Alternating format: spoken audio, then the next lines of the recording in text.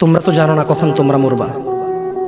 শোনো, তুমি অপরাধ করিও যদি তোমার মনে হয় আল্লাহ তোমাকে দেখে না, তখন করিও। তুমি অপরাধ করিও যদি তোমার মনে হয় আল্লাহ তোমাকে জিজ্ঞেস করবে না, তুমি নিশ্চিত বেঁচে যাবা। তুমি অপরাধ করিও যদি তোমার মনে হয় যে আল্লাহ তোমার জন্য জাহান্নাম নির্ধারণ করবে, আর তুমি আল্লাহকে বলবা আল্লাহ আপনি বললেই হবে নাকি আমি জাহান্নামে যাব। যদি এই ক্ষমতার অধিকারী হও তাহলে তুমি অপরাধ করিও।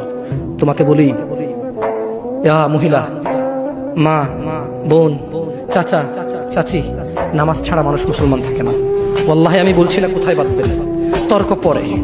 আমি বলছি আপনি নামাজটা স্টার্ট করেন না। আমি বলছি না যে তারা ওই 20 রাকাত পড়বেন না 8 রাকাত পড়বেন। আমি বলছি যে আপনি পড়েন, 2 রাকাত হইল পড়েন।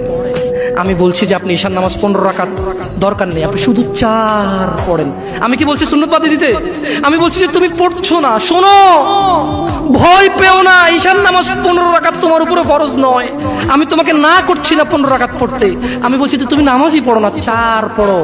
এই 4 রাকাত ঈশা না পড়লে তুমি মুসলিম নও। 3 রাকাত মাগরিব না পড়লে তুমি মুসলিম নও।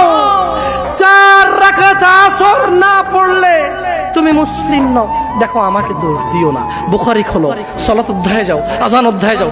আল্লাহর নবী বলেছে তারা ওরা কাফির, ওরা মুশরিক, ওদের আর আমি মুহাম্মদুর রাসূলুল্লাহ সাল্লাল্লাহু আলাইহি ওয়াসাল্লামের উম্মতের মধ্যে পার্থক্য হচ্ছে নামাজ।